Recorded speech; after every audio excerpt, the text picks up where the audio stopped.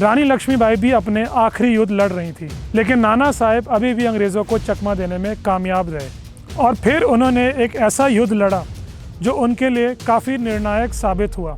1857 की क्रांति के समय जहां कई क्रांतिकारी शहीद हुए थे या पकड़े गए थे, वहां एक योद्धा ऐसे भी थे जो कभी भी अंग्रेज़ों के हाथों नहीं लगे। एक ऐसे पेशवा जो अंग्रेज़ों को चकमा देकर देश से बाहर भाग गए और उनके ऊपर हज़ारों लाखों रुपए तक खर्च हुए, लेकिन वो कभी भी पकड़े नहीं गए। आज इंडिया नाउ एंड हाउ में मैं आपका होस्ट अंकित आपको सुनाऊंगा नाना साहेब की दिलचस्प कहानी को।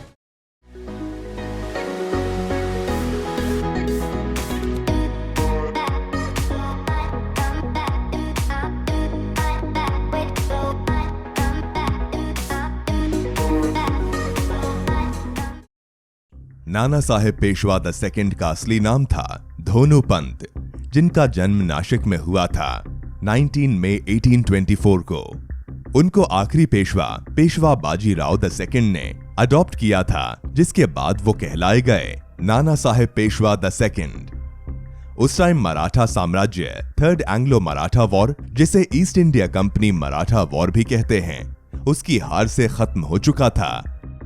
टाइम था 1819 का और हार के बाद दोनों पार्टीज के बीच एक पीस ट्रीटी हुई, जिसके चलते पेशवा को विद्रोह ना करने की शर्त पे पेंशन मिलना तय था। लेकिन गवर्नर जनरल लॉर्ड डलहौजी की डॉक्ट्रिन ऑफ लैप्स पॉलिसी ने इस पेंशन को रुकवा दिया।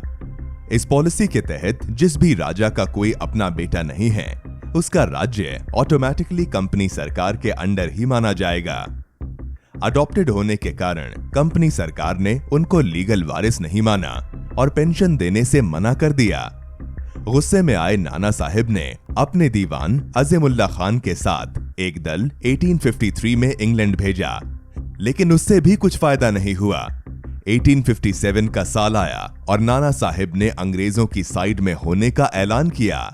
ये सिर्फ एक धोखा था, क्योंकि जब कानपुर की क्रांति में अंग्रेजों ने उन्हें अपना ही मानकर उनको अपने पास आने दिया, तो उन्होंने मौका देखते ही उन्हीं पर हमला कर दिया।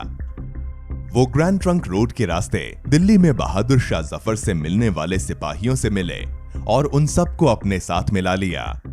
1857 की ये क्रांति अब और फैली और कई क्रांतिकारी इसमें कूद पड़े। उस समय तक लगभग सारे क्रांतिकारी या तो मारे जा चुके थे या पकड़े गए थे। रानी लक्ष्मीबाई भी अपने आखिरी युद्ध लड़ रही थी, लेकिन नाना साहेब अभी भी अंग्रेज़ों को चकमा देने में कामयाब रहे। उन्होंने अपने दल को दो हिस्सों में बांटा और उत्तर प्रदेश के ही इलाकों में अंग्रेज़ों पर दो तरफा हमले किए, लेकिन उनको कई जगह पर हार भी मिली। अंग्रेज़ों ने उनको हर बार पकड़ने की कोशिश करी, लेकिन वो हमेशा ही नाकामयाब रहे। और फिर उन्होंने एक ऐसा युद्ध लड़ा जो उनके लिए काफ़ी निर्णायक साबित हुआ। उस युद्ध में वो हार ज़रूर गए, लेकिन फिर भी वो पकड़े नहीं गए। लेकिन उसके बाद क्या हुआ, वो एक बहुत बड़ा रहस्य बन गया था। दिन था 19 जुलाई 1857। कानपुर से कुछ ही दूर बिथूर में एक बड़ा युद्ध हुआ। नाना साहिब के पैलेस पर कंपनी आर्मी ने एक बहुत बड़ा हमला किया और उनके कई हाथी, ऊंट और हथियार पकड़े गए।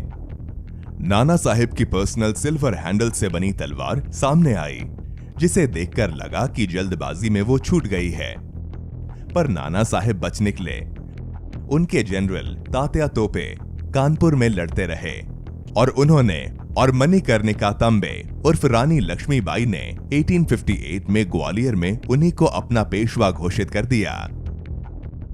और फिर ये न्यूज आई कि नाना साहिब नेपाल में हैं अपनी पत्नियों के साथ।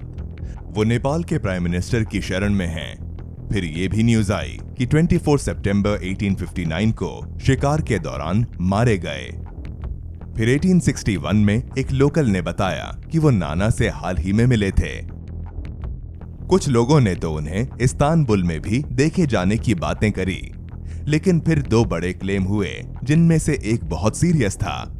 राइटर केवी बेलसारे ने लिखा कि वो यूपी के सीतापुर के पास नमीशा जंगल में प्रचलित ब्रह्म चैतन्य महाराज के साथ रहे और साल 1906 में मरे। इस बात पे थोड़ा सा डाउट रहा, पर फिर एक सीरियस क्लेम आया। नाना साहिब के संस्कृत टीचर हर्षराम के भाई कल्याण जी मेहता ने अपनी डायरी में लिखा था कि वो एक योगी योगेंद्र दयानंद महाराज बनकर गुजरात के सीहोर में 1903 तक जिए। कल्याण जी ने नाना साहिब के बेटे श्रीधर को गिरिधर नाम से अपने बेटे की तरह पाला। डायरी के अलावा नाना साहिब द्वारा हर्षराम को लिखी चिट्ठियां भी उसी के साथ थी।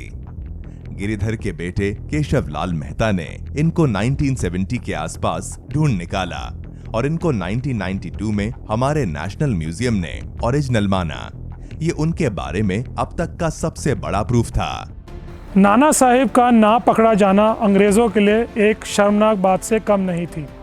उन्होंने इसको अपनी हार की तरह लिया और उस मामले को दबाने की पूरी कोशिश करी। कुछ दिनों तक तो ये अफवाह भी चलती रही कि नाना साहिब नेपाल जाते ही मर गए और अंग्रेज़ों को उनसे छुटकारा मिल गया। लेकिन ये बात शायद ही किसी ने मानी थी और धीरे धीरे करके लोग इसको भुलाते चले गए। नाना साहिब का अंत जैसा भी हुआ हो, लेकिन वो देश के एक बहुत बड़े हीरो थे और अंग्रेज़ों को अकेले ही उन्होंने कई सालों तक चकमा दिया। उन्हीं की तरह एक और दिलचस्प कहानी को हम हमारी हिमालयन सीरीज़ में अगले एपिसोड में आपको बहुत जल्द सुनाएंगे। जिन व्यूअर्स ने अभी तक हमें सब्सक्राइब नहीं करा है, प्लीज़ हमें इस बेल आइकन को दबाकर सब्सक्राइब करें, हमारी इस वीडियो को लाइक करें। मैं लौटकर आपके पास आता हूँ बहुत जल्द हमारी अगली वीडियो के साथ। तब तक के लिए नमस्कार, जय हिंद।